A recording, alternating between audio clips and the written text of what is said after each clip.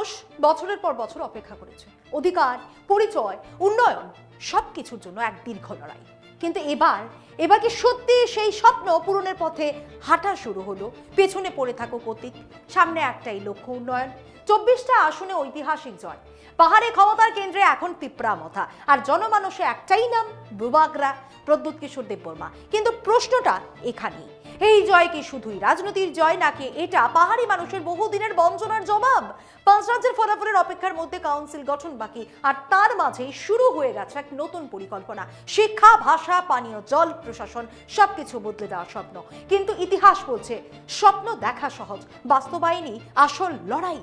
তাহলে কি বুবাগরা পারবেন দশরথ দেবের মতো মানুষের হৃদয়ে জায়গা করে নিতে, নাকি এই স্বপ্নও শুধু স্বপ্ন হয়েই থেকে যেতে পারে রাজনীতির আবর্ত চক্রে? আজকের এই প্রতিবেদনে আমরা খুঁজে দেখব ত্রিপুরার পাহাড়ে সত্যি কি শুরু হয়েছে এক নতুন অধ্যায়, নাকি এইটা শুধু আরো একটা রাজনৈতিক প্রতিশ্রুতি, অথবা উন্নয়নের বর্তমান ছবিটাই বা কি? নমস্কার, আমি স্নেহা মুখার্জি আর দৈনিক সংবাদ অনলাইনে আপনারা দেখছেন খবরের পেছনের খবর। 28 আসনের স্বশাসিত জেলা পরিষদের নির্বাচনে 24টি আসন জিতে তিপ্রামথার ঐতিহাসিক বিজয়ের পর নির্বাচিত 28 সদস্যের শপথ গ্রহণ পর্বে শেষ হলো। বুবাগরা যাকে যে দায়িত্ব দিয়েছিলেন তারা তা মাথা পেতে নিয়েছেন। কথা মতো 5 রাজ্যের নির্বাচনী ফলাফল ঘোষণার পরপরই শেষ হয়েছে কাউন্সিল গঠনের কাজ। এটি পূর্ব ঘোষিত ছিল। এবারের এডিসি জয়ের পরই তিপ্রামথা প্রধান তথা রাজ্যের রাজ পরিবারের বর্তমান প্রধান প্রদ্যুৎ কিশোর মানিক্য দেববর্মা ঘোষণা করেছিলেন নতুন এডিসি প্রশাসনে যুবক যুবতীদের বিশেষ প্রাধান্য দেওয়া হবে। সেই ঘোষণার সাথে তাল মিলিয়ে দলের প্রথম সারির একেবারে যুবা অংশের নেতৃত্বদের মধ্যে রুনিয়াল দেববর্মাকেই বেছে নিল দল। রাজ্যের শাসক জোট শরিক তিপ্রামথার দল 37 বছর বয়সী রুনিয়াল দেববর্মাকে এডিসির আগামী সিএম অর্থাৎ মুখ্য কার্যনির্বাহী সদস্য হিসেবে ঘোষণা করেছে। একই সঙ্গে ভবরঞ্জন রিয়াংকে এডিসির চেয়ারম্যান এবং অবসরপ্রাপ্ত আইএএস অফিসার তথা তিপ্রামথার এবারের বিজয়ী প্রার্থী সিকে জমাতিয়াকে কার্যনির্বাহী সদস্য হিসেবে ঘোষণা করেছে। কিন্তু কাউন্সিল গঠনের অপেক্ষায় এডিসির কাজকর্ম থেমেছিল না। সম্প্রতি প্রদ্যুৎ কিশোর মানিক্য আগামী এডিসি নিয়ে তাঁর ভাবনার কথা জানিয়েছেন। পরিচয়বাদী রাজনীতিতে ভোট করা গেলেও এডিসির মানুষের চাহিদা মতো কাজগুলির জন্য দরকার অন্য ভাবনা। সেই ভাবনা ভাবতে শুরু করেছেন তিনি। প্রথমে নয়া প্রজন্মের প্রতিনিধি জেনজির ভাবনা নিয়ে তাদের সঙ্গে কথা বলেছেন, দলের ছাত্র যুব সংগঠনের সঙ্গে কথা বলেছেন। এই স্তরগুলিতে ভাবনার আদান প্রদানের পর বৈঠক করেছেন জনজাতিদের সুশীল সমাজের সঙ্গেও, সেখানেও হয়েছে ভাবনার আদান প্রদান আর পরামর্শ গ্রহণ। পাশাপাশি স্বশাসিত জেলা পরিষদের 4টি জোনকে 7টি ভাগে ভাগ করে ছাত্র যুব প্রতিনিধিদের 7টি দল গঠন করে দিয়েছেন। তারা তাদের কাজ শুরু করে দিয়েছেন স্কুল স্তরে, বিশেষত এডিসি পরিচালিত প্রাইমারি স্কুল স্তরে। এই দলগুলি মূলত তথ্য সংগ্রহ করবে, স্কুলে স্কুলে গিয়ে খবর নেবে পরিকাঠামো নিয়ে, ছাত্রদের শিক্ষার মান, ছাত্র সংখ্যা, শিক্ষকের সংখ্যা ও তাদের উপস্থিতি, শিক্ষণ সামগ্রীর অবস্থা ইত্যাদি নিয়ে। পাশাপাশি স্কুল পরিচালনায় স্কুল পরিদর্শকের ভূমিকা, পরিদর্শকের অফিসগুলির তরফে স্কুল শিক্ষকেরা কেমন সাড়া পান ইত্যাদি ইত্যাদি। বুবাগরা কোন রকম রাগ ঢাক না রেখে কিন্তু মত বিনিময় সভাগুলিতে বলেছেন এই বুবাগরা 3 বছর আগের বুবাগরা নয়, অনেক কিছু অনেক পথ পেরিয়ে এসেছেন। এখন সামনে একটা ভিশন নিয়ে এগোতে চান। কি সেই ভিশন? সেই স্বপ্নগুচ্ছের প্রথমেই রয়েছে শিক্ষা বা স্কুল, আর এখানেই কোনো না কোনোভাবে এক ইতিহাসের পুনরাবৃত্তি চোখে পড়ে। রাজ পরিবারের উত্তরসূরি হয়ে প্রদ্যুৎ কিশোর দেববর্মা যে রাজনৈতিক পথ বেছে নিয়েছেন তা ঐতিহ্যের গণ্ডি ছুড়িয়ে এক নতুন বাস্তবতার প্রতিফলন। জনসংযোগ, সাংবিধানিক অধিকার এবং গ্রেটার ত্রিপুরা ল্যান্ডের দাবিকে সামনে রেখে তিনি যে আন্দোলন গড়ে তুলেছিলেন তা আজ শুধু একটি আঞ্চলিক ইস্যু নয়, এটি জনজাতি সমাজের আত্মপরিচয়, মর্যাদা এবং অধিকার প্রতিষ্ঠার বৃহত্তর সংগ্রামে পরিণত হয়েছে। দীর্ঘদিন ধরে ত্রিপুরার জনজাতি সমাজ অভিযোগ করে আসছিল যে তাদের সাংবিধানিক অধিকার, অর্থনৈতিক উন্নয়ন এবং সাংস্কৃতিক স্বীকৃতি যথাযথভাবে নিশ্চিত হয়নি। এই পুঞ্জীভূত ক্ষোভকে সংগঠিত রাজনৈতিক শক্তিতে রূপান্তর করার ক্ষেত্রে প্রদ্যুৎ কিশোর দেববর্মার ভূমিকা অত্যন্ত গুরুত্বপূর্ণ। তার নেতৃত্বে তিপ্রামথার উত্থান পাহাড়ি রাজনীতির শক্তির ভারসাম্যই বদলে দিয়েছে। কিন্তু এবার তাকে পাহাড়ি মানুষের স্বপ্ন পূরণের পথে হাঁটতে হবে। প্রথম থেকেই দৃশ্যমান তার রাজনীতির একটি উল্লেখযোগ্য দিক হলো সংঘাতের পরিবর্তে সংলাপের পথ বেছে নেওয়া। তিনি বারবার শান্তিপূর্ণ সাংবিধানিক উপায়ে দাবি আদায়ের উপর জোর দিয়েছেন। একই সঙ্গে পাহাড় ও সমতলের মধ্যে দীর্ঘদিনের অবিশ্বাস দূর করে সম্পর্ক পুনর্গঠনের প্রয়োজনীয়তার কথাও তুলে ধরেছেন। শিক্ষা, স্বাস্থ্য, অবকাঠামো উন্নয়নের উপর গুরুত্ব দিয়ে তিনি যে সম্বন্ধিত উন্নয়নের মডেল তৈরি করেছেন তা গোটা ত্রিপুরার জন্যই গুরুত্বপূর্ণ হতে পারে। কিন্তু এই পথ মোটেও সহজ নয়। ত্রিপুরার সামাজিক ও রাজনৈতিক ইতিহাসে পাহাড় ও সমতলের বিভাজন একটি গভীর বাস্তবতা। এই প্রেক্ষাপটে ইতিহাসের পাতা উল্টালে উঠে আসে দশরথ দেবের নাম, একজন নেতা যিনি কোনো রাজ পরিবারের সদস্য না হয়েও সাধারণ মানুষের হৃদয়ে মুকুটহীন রাজা হিসেবে প্রতিষ্ঠা পেয়েছিলেন। দশরথ দেবের রাজনীতির মূল ভিত্তি ছিল মানুষের সঙ্গে সরাসরি সংযোগ এবং জনশিক্ষা আন্দোলন। এই আন্দোলন প্রথম থেকেই ছিল রাজন্য শাসনের বিরুদ্ধে একটি গণতান্ত্রিক আন্দোলনের পথে। পাহাড়ি জনজাতি থেকে সমতলের বাঙালি সব সম্প্রদায়ের কাছেই তিনি সমানভাবে গ্রহণযোগ্য হয়েছিলেন। সশস্ত্র আন্দোলন থেকে সরে এসে সংসদীয় রাজনীতিতে তার উত্থান, সেই ইতিহাস অনেকেই বিস্তৃত। তিনি শান্তি, সংলাপ, সহানুভূতি, সহযোগিতার মাধ্যমে উন্নয়ন চেয়েছিলেন। জনশিক্ষা আন্দোলনে গ্রামে গ্রামে গড়ে উঠেছিল স্কুল, শিক্ষকেরা ছিলেন স্বেচ্ছাসেবী। দীর্ঘ পর্যায় পেরিয়ে সরকারিভাবে সেই সব স্কুলের পরিচালনার দায়িত্ব গ্রহণ করা হয়, সরকারি শিক্ষক নিযুক্ত হয়। কিন্তু সরকারি শিক্ষকেরা কি নিয়মিত যেতেন ক্লাস করাতে? প্রশাসনের চৌঘাট থেকে দূরে বহুদূরের প্রত্যন্ত গ্রামে শিক্ষা, স্বাস্থ্য চিরদিনই মহার্ঘ। পানীয় জল আগের তুলনায় এখন অনেক বেশি দুষ্প্রাপ্য হয়ে উঠেছে। আধুনিকতার ছোঁয়া পৌঁছলেও গ্রামে বিদ্যুৎ পরিষেবা এখনো প্রায় বঞ্চিত। ফলে জল তোলার কল থাকলেও বিদ্যুতের অভাবে কল চলে না। আজ ইতিহাসের কাছে ফের নতজানু হতে যাচ্ছে, কারণ ইতিহাসের পুনরাবৃত্তি ঘটতে চলেছে ত্রিপুরার পাহাড়ে। ত্রিপুরার উন্নয়ন নিয়ে আলোচনা করতে গেলে শুধুমাত্র রাজনৈতিক প্রতিশ্রুতি নয়, বাস্তব তথ্যের দিকেও নজর দেওয়া জরুরি, বিশেষ করে শিক্ষা, স্বাস্থ্য, পানীয় জল। আসুন দেখে নেই তথ্য কি বলছে।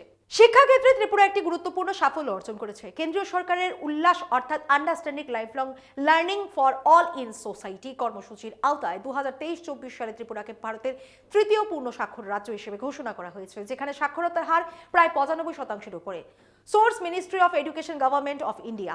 বিভিন্ন জাতীয় সংবাদ মাধ্যম যেমন ইকোনমিক টাইমসের রিপোর্ট অনুযায়ী কিন্তু এই সাফল্যের পাশাপাশি শিক্ষার মান ও পরিকাঠামোর ক্ষেত্রে বড় ফাঁক রয়ে গেছে। ভারতের শিক্ষা মন্ত্রণালয়ের UDISE অর্থাৎ United district information system for education data অনুযায়ী ত্রিপুরার বহু স্কুলে এখনো পর্যাপ্ত ডিজিটাল সুবিধা নেই। মাত্র প্রায় 40% স্কুলে ইন্টারনেট সংযোগ রয়েছে এবং এক তৃতীয়াংশেরও কম স্কুলে লাইব্রেরির সুবিধা আছে। শিক্ষকের ঘাটতি এবং প্রত্যন্ত অঞ্চলে নিয়মিত উপস্থিতির সমস্যাও বারবার উঠে এসেছে। স্বাস্থ্যক্ষেত্রেও একই ধরনের দ্বৈত বাস্তবতা দেখা যায়। নীতি আয়োগের হেলথ ইন্ডেক্স এবং ন্যাশনাল হেলথ মিশন ওরফে NHM এর বিভিন্ন প্রতিবেদনে দেখা যায় ত্রিপুরা উত্তর পূর্ব ভারত তুলনায় কিছু সূচকে এগুলোও পাহাড়ি ও দূরবর্তী অঞ্চলে স্বাস্থ্য পরিষেবার প্রাপ্যতা এখনো বড় চ্যালেঞ্জ। চিকিৎসক ও স্বাস্থ্যকর্মীর অভাব, প্রাথমিক স্বাস্থ্য কেন্দ্রের সীমিত পরিকাঠামো এবং জরুরি পরিষেবার দেরিতে পৌঁছানো, এই সমস্যাগুলি বিশেষ করে জনজাতি অধ্যুষিত এলাকাগুলিতে বেশি প্রকট। এর ফলে শহর ও পাহাড়ের মধ্যে স্বাস্থ্য পরিষেবার একটি স্পষ্ট বৈষম্য তৈরি হয়েছে। পানীয় জলের ক্ষেত্রে সরকারি পরিসংখ্যান একটি আংশিক আশার ছবি দেখালেও বাস্তব চিত্র আরও জটিল। কেন্দ্রীয় সরকারের জল জীবন মিশন ড্যাশবোর্ড অনুযায়ী ত্রিপুরার গ্রামীণ পরিবারের একটি বড় অংশ এখন পাইপলাইনের মাধ্যমে জল সংযোগ পেয়েছে। তবে বিভিন্ন স্বাধীন রিপোর্ট এবং রাজ্যভিত্তিক পর্যালোচনায় দেখা গেছে পাহাড়ি অঞ্চলে এখনো বহু জায়গায় মানুষ ভূগর্ভস্থ জল বা অস্থায়ী উৎসের উপর নির্ভরশীল। উত্তর ও ধলাই জেলার মতো অঞ্চলে পানীয় জলের গুণগত মান নিয়েও প্রশ্ন উঠেছে। ভূগর্ভস্থ জলে অতিরিক্ত লবণ বা অন্যান্য খনিজের উপস্থিতি স্বাস্থ্য ঝুঁকি তৈরি করতে পারে। এই তথ্য প্রয়োজনে আপনারা দেখে নিতে পারেন। Source, Jal Jeevan mission dashboard, government of India, state water quality reports, PHED Tripura observations. এছাড়া বৃষ্টির জল সংরক্ষণ বা বিকল্প জলধারা তৈরি উদ্যোগ এখনো পর্যাপ্তভাবে বাস্তবায়িত হয়নি। সব মিলিয়ে তথ্য বলছে ত্রিপুরা কাগজে কলমে অনেক ক্ষেত্রে অগ্রগতি দেখালেও বাস্তব উন্নয়ন বিশেষ করে পাহাড়ি অঞ্চলে এখনো অসম্পূর্ণ। শিক্ষা, স্বাস্থ্য এবং পানীয় জল এই তিনটি ক্ষেত্রে সাফল্য ও সীমাবদ্ধতার একটি দ্বৈত চিত্র স্পষ্ট। আর ঠিক এই জায়গাতেই বর্তমান নেতৃত্বের সামনে সবচেয়ে বড় চ্যালেঞ্জ পরিসংখ্যানের সাফল্যকে বাস্তব জীবনের উন্নয়নে রূপান্তর করা। বর্তমান সময়ে প্রদ্যুৎ কিশোর দেববর্মার উত্থান অনেকের কাছে এই নতুন আশার বার্তা নিয়ে এসেছে। তবে সেই সঙ্গে তার সামনে রয়েছে ইতিহাস থেকে শিক্ষা নেওয়ার দায়িত্ব। রাজনৈতিক বিশ্লেষকদের মতে শুধুমাত্র পরিচয়ের রাজনীতি দীর্ঘমেয়াদে স্থিতিশীলতা আনতে পারে না। এর সঙ্গে সম্প্রীতি, অন্তর্ভুক্তি এবং পারস্পরিক আস্থার ভিত্তি গড়ে তোলা জরুরি। আজকের ত্রিপুরা এক সূক্ষ্ম ভারসাম্যের উপর দাঁড়িয়ে। একদিকে জনজাতি সমাজের ন্যায্য অধিকার ও পরিচয়ের স্বীকৃতি, অন্যদিকে সামগ্রিক সামাজিক সম্প্রীতি ও ঐক্য। এই দুইয়ের মধ্যে সঠিক সমন্বয় ঘটানোই এখন সবচেয়ে বড় চ্যালেঞ্জ। সেই কাজটি শুরু করলেন প্রদ্যুৎ কিশোর দেববর্মন। সম্প্রতি জনজাতি অংশের প্রায় লেখক, কবি, প্রশাসক, স্বেচ্ছাসেবী সব অংশের জনা 15 বিশিষ্ট জনের সঙ্গে রুদ্ধদ্বার বৈঠক করেছেন তিনি। তাদের সামনে নিজের স্বপন ব্যক্ত করতে গিয়ে দ্বিধাহীনভাবে বলেছেন আজকের প্রদ্যুৎ কিশোরকে 3 বছর আগের প্রদ্যুৎ কিশোরের সঙ্গে মেলাবেন না দয়া করে। এই বক্তব্য দিয়ে বুবাগরা সঠিক কি বলতে চেয়েছেন তার হৃদয়ঙ্গম করতে অবশ্য আরো কিছুদিন সময় লেগে যাবে হয়তো। এডিসি নিয়ে তিনি তার স্বপ্নের কথা প্রকাশ করে সুশীল সমাজের মতামত ও পরামর্শ চেয়েছেন। তিনি প্রাইমারি স্কুলগুলি দিয়ে যাত্রা শুরু করতে চান। এর পরের পর্যায়ে আসবে কিছু স্কুলকে ইংলিশ মিডিয়ামে রূপান্তরকরণের উদ্যোগ। এই সময় এই স্কুলগুলি ইংলিশ ও বাংলা দুই মিডিয়ামেই চলছে। প্রথম দফায় 50টি স্কুলকে ইংলিশ মিডিয়ামে নিয়ে আসার কথা ভাবা হচ্ছে। তৃতীয়ত, রাজ্যে ককবরকের বাইরে অন্যান্য আঞ্চলিক ভাষা যেমন মগ, চাকমা, গারো, হালাম, মিজো ভাষার জন্য ভাষা উন্নয়ন কমিটি গঠন করে এডিসির মাধ্যমে তাদের সহায়তা ও পৃষ্ঠপোষকতা করা। চতুর্থত, পানীয় জলের সংকট মেটানো। দেখা গেছে রাজ্যের উত্তর এবং ধলাই জেলাতে পানীয় জলের অধিক সংকট। দুইটি জেলায় ভূগর্ভস্থ যে জল পানের জন্য সরবরাহ করা হচ্ছে তার রিপোর্ট ভালো নয়। ভূগর্ভের জলে মাত্রাতিরিক্ত পরিমাণে বিভিন্ন লবণের দ্রবণ রয়েছে যা স্বাস্থ্যের পক্ষেও ক্ষতিকারক। মত বিনিময় বৈঠকে আলোচনা হয়েছে ভূগর্ভস্থ জলের উপর নির্ভরতা কমিয়ে জলাধারের জল এবং বৃষ্টির জলের উপর নির্ভরতা বাড়ানোর চেষ্টা চালানো হবে। এজন্য বৃষ্টির জল সঞ্চয় বা রেইন ওয়াটার হারভেস্ট এবং নদীপথ এড়িয়ে পাহাড়ি এলাকায় বাঁধ নির্মাণ করে জলাধার তৈরির কথা ভাবনায় আনা হবে। চতুর্থত, গ্রামীণ গণস্বাস্থ্য। এই নিয়ে সংশ্লিষ্ট সবার কাছ থেকে মতামত চাওয়া হয়েছে। শেষমতো বিষয় হলো প্রশাসনিক সংস্কার। এডিসির প্রশাসনিক বিন্যাস হলো প্রথমে ভিলেজ কাউন্সিলের পর সাব জোনাল, পরপর জোনাল হেডকোয়ার্টার। এই শৃঙ্খলে গ্রামের পাহাড়ি মানুষ যাতে সহসায় প্রশাসনিক সুযোগ হাতের কাছে পেতে পারেন সেই জন্যই ই প্রশাসন না হলেও অন্তত একটি অ্যাপের মাধ্যমে জুড়ে দেওয়া। এই ভিশন বা ভাবনাগুলির কার্যকারিতা আজকের পাহাড়ে ভীষণ জরুরি। আজ থেকে 5 বছর আগে সমান জরুরি ছিল, কিন্তু রাজনৈতিক দল হিসেবে তিপ্রামতার উত্তরণ পর্ব তার নানান রাজনৈতিক সিদ্ধান্তের টানাপোড়েন এবং প্রশাসনিক দৃষ্টিভঙ্গি যাই বলা হোক না কেন, বিদায়ী এডিসিতে এই ধরনের কোনো ভাবনা চিন্তার প্রতিফল কেউ দেখেনি। এটি মথার অবস্থানগত পরিবর্তন নাকি বুবাগরার ভাবনার চিন্তার পরিণতি তা সময়ই বলবে। প্রসঙ্গত, মথার যাত্রা শুরু হয়েছিল 2019-20 সালে একটি এনজিও হিসেবে। সেই সময়ের নাম ছিল তিপ্রা। এর মূল উদ্দেশ্য ছিল এনআরসি এবং সিএ এর বিরোধিতা করা। এই অভিযানে ত্রিপুরা পাহাড়ের বিভিন্ন ছোট ছোট রাজনৈতিক দল যেমন টিএসপি, এনসিটি, তিপ্রাহা, টিপিএফ, আইএনপিটির সহযোগিতা পায়। ক্রমে তিপ্রা একটি রাজনৈতিক দলের রূপ নেয়। নাম হয় তিপ্রামথা 5 বছর আগেই, কিন্তু সেই সময়ে এনজিও ত্রিপুরামথার নির্বাচনে লড়ার আইনি অবস্থায় ছিল না। ফলে 2021 সালে এডিসি নির্বাচনে টিএসপির প্রতীকে এডিসির নির্বাচনে প্রতিদ্বন্দ্বিতা করে 20 আসনের বড় জয় পায়। মথার যাত্রা কেন্দ্রীয় 2 আসনের বিরোধিতা দিয়ে শুরু হলো। 2023 সালের বিধানসভা নির্বাচনে কেন্দ্রীয় সরকারের চালিকা শক্তি ভারতীয় জনতা পার্টির পক্ষে মাস্টার স্ট্রোক দেখিয়েছেন।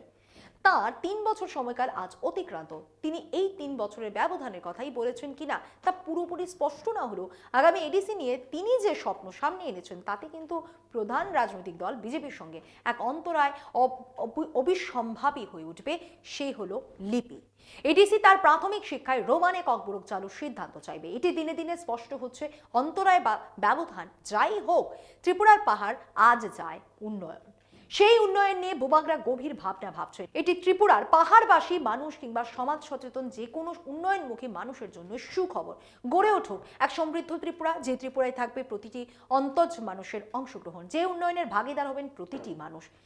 সবশেষে বলার, ত্রিপুরার পাহাড়ে কি সত্যি শুরু হয়েছে এক নতুন অধ্যায়, নাকি আমরা আবারও এক নতুন প্রতিশ্রুতির সামনে দাঁড়িয়ে আছি? শেষ করার আগে আপনাদের জন্য রেখে যাচ্ছি 7টি গুরুত্বপূর্ণ প্রশ্ন। নাম্বার 1, এই ঐতিহাসিক জয় এটা কি সত্যি পাহাড়ি মানুষের অধিকারের জয়, নাকি শুধুই রাজনৈতিক সমীকরণের ফল? নাম্বার 2, বুবাগরার নতুন ভিশন তা কি বাস্তবে রূপ পাবে, নাকি আগের মতোই কাগজে কলমে সীমাবদ্ধ থাকবে? নাম্বার 3, শিক্ষা, জল, স্বাস্থ্য এই মৌলিক সমস্যাগুলোর সমাধান কি সত্যি সম্ভব এই নতুন প্রশাসনের হাতে? নাম্বার 4, পাহাড় সমতলের দীর্ঘদিনের অবিশ্বাস তাকে মুছে ফেলতে পারবেন প্রদ্যুৎ কিশোর দেববর্মা? নাম্বার 5, পরিচয়ের রাজনীতি থেকে বেরিয়ে সম্বন্ধিত উন্নয়নের পথে হাঁটা কতটা বাস্তবসম্মত? নাম্বার 6, ইতিহাসের পুনরাবৃত্তি দশরথ দেবের মতো মানুষের হৃদয়ে জায়গা করে নেওয়া কি সম্ভব আজকের দিনে? নাম্বার 7, আর সবচেয়ে বড় প্রশ্ন, এই পরিবর্তন কি সত্যি সাধারণ মানুষের জীবনে পৌঁছাবে, নাকি তা আবারও সীমাবদ্ধ থাকবে রাজনীতির অন্দরমহলেই? আপনাদের মতামত কি কমেন্ট করে অবশ্যই জানাবেন। আজ এই পর্যন্তই। এমন আরও বিষয় জানতে অবশ্যই চোখ রাখুন দৈনিক সংবাদ অনলাইনের পর্দায়। লাইক, কমেন্ট আর শেয়ার করুন। দেখতে থাকুন দৈনিক সংবাদ, শুধু নামই যথেষ্ট।